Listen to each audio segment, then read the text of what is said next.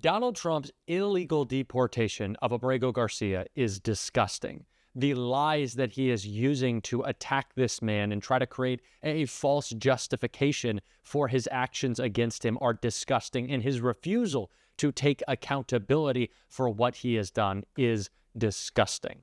And we saw all of that play out today in Karoline Leavitt's White House press briefing, in which she attacked the man, she lied about the man, and refused to take accountability, running away from reporters who were trying to ask questions about what the administration is doing. It was completely disgraceful. We are going to get into it all.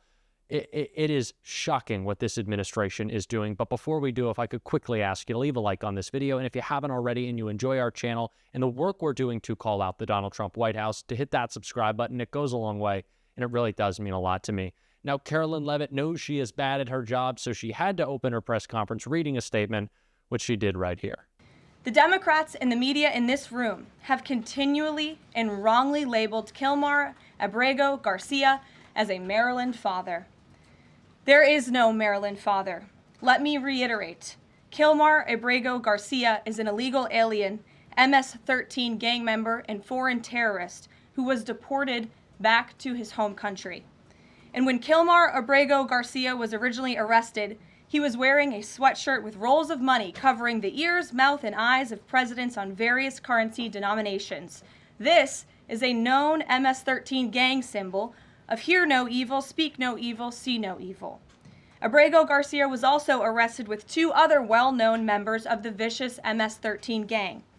And two separate judges found that Abrego Garcia was a member of MS-13. That is just a plain and blatant lie. There is no evidence to support the claims that the White House is making about Abrego Garcia. And they know it, because in their own statements and documents they have released about this Maryland father, this member of his community, they have stated they have no justification. They have no evidence. They are just blatantly lying to cover up the crime that they have committed. And it's not only that they're lying about the crime, they're lying about the court's response. Listen to what Karoline Leavitt had to say about the Supreme Court and their 9-0 decision against the Trump administration. Nothing will change the fact that Abrego Garcia will never be a Maryland father. He will never live in the United States of America again.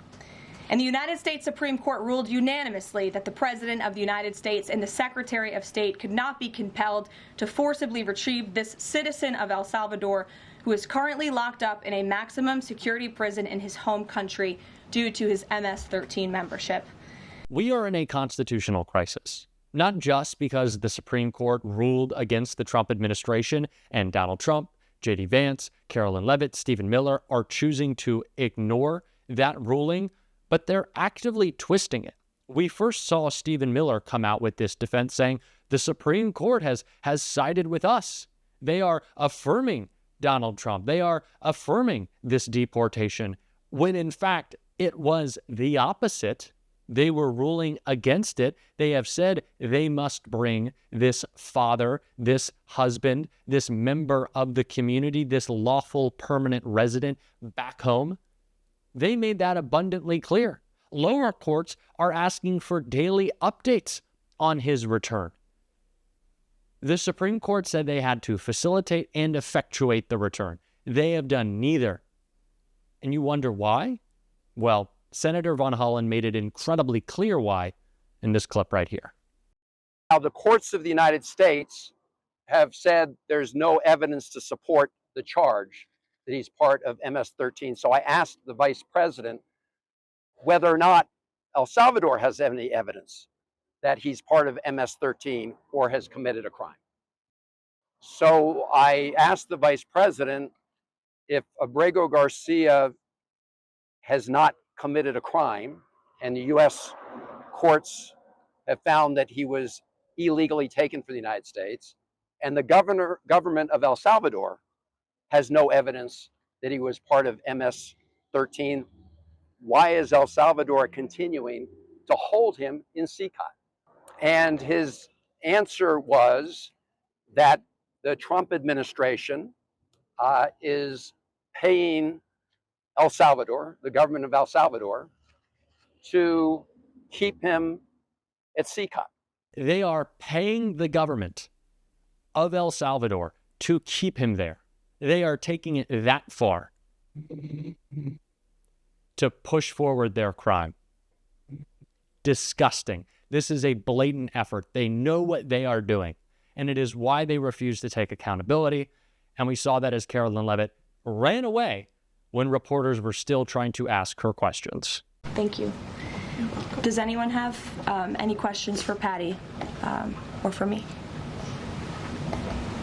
No? I have a question. No. Anybody? Okay. We'll see you all later. The president will be at his dinner later this evening. Thank you. Thank you for being here, Ms. Moore. Karoline Leavitt is bad at her job. She had to read a 5-minute statement, which I couldn't listen to all the lies of that 5-minute statement, and I wasn't going to put you through it either.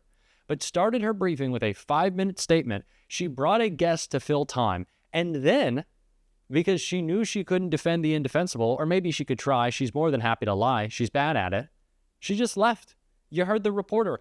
I have a question. Karoline Leavitt's response, got a dip.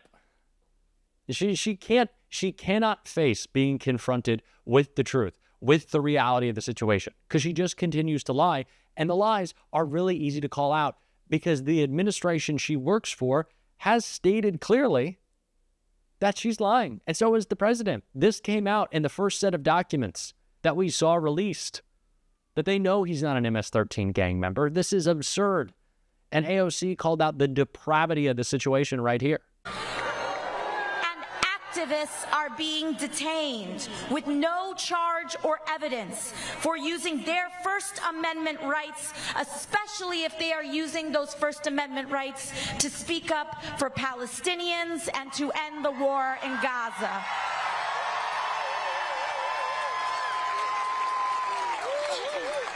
In fact, the Trump administration admits that it has jailed a young father and husband, Mahmoud Khalil, without any evidence or charge of a crime.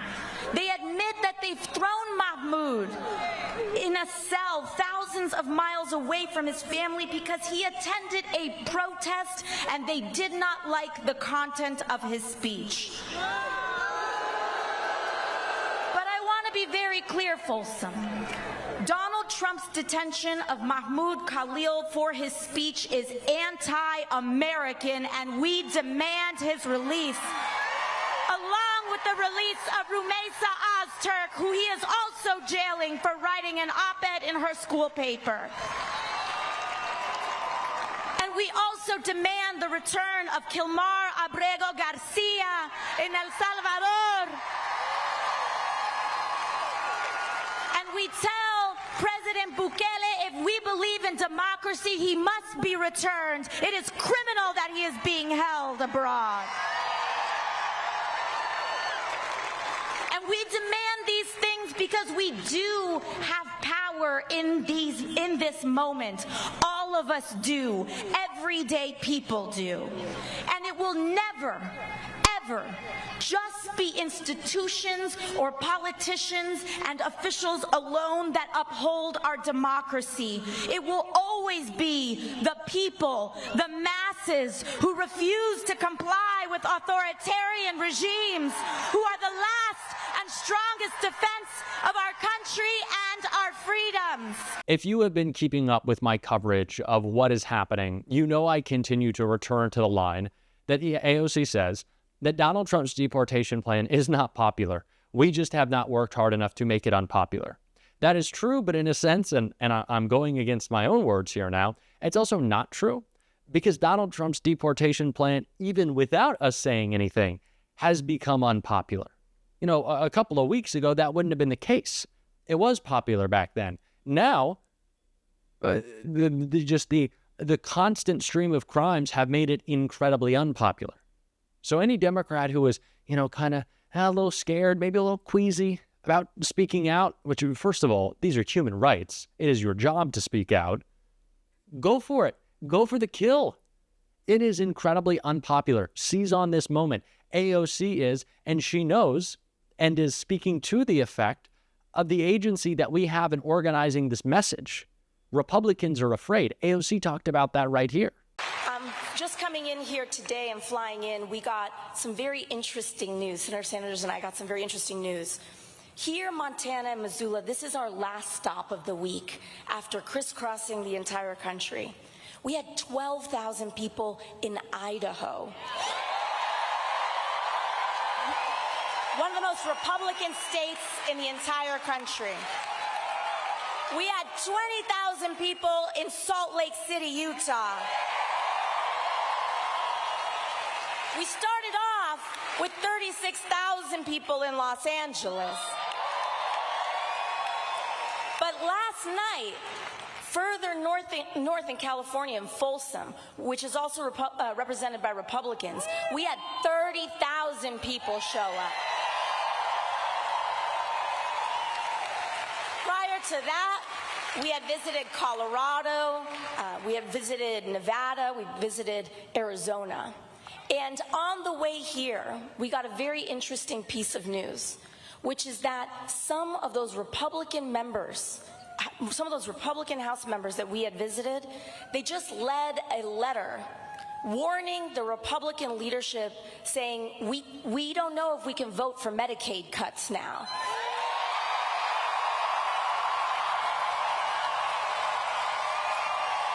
That's you, Missoula. That's you, Montana. That's you, Colorado. That's you, Arizona. That's you, California. That's you, the people. We got them on their back foot. We got them scared. We got them running. But our job is not done. And we will rally every corner of the United States of America until we save Medicaid and Medicare for every American, until we defend Social Security, and we tell them who's really in charge in this country. So we are here for the long haul, and we will not stop until they actually vote no. We're not going to let them trick us with gestures and strongly worded letters. I want to see the no vote on the floor. That's the only thing we will accept. They're switching up. They know how unpopular their agenda is. They know.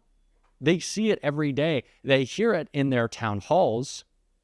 It is incumbent upon us to use our agency to push back and encourage the elected officials who should be doing it anyways. They should be following the AOC, the Jasmine Crockett, the Bernie Sanders, the Chris Murphy model, and doing the work. But it is incumbent upon us to make sure to demand that they do, because it works. And we're going to keep doing it on this show every single day. And if you want to support that, as always, you can hit that subscribe button, leave a like on this video, and if you stuck around to the end, drop a blue heart in the comments. And until next time, I'll see you soon.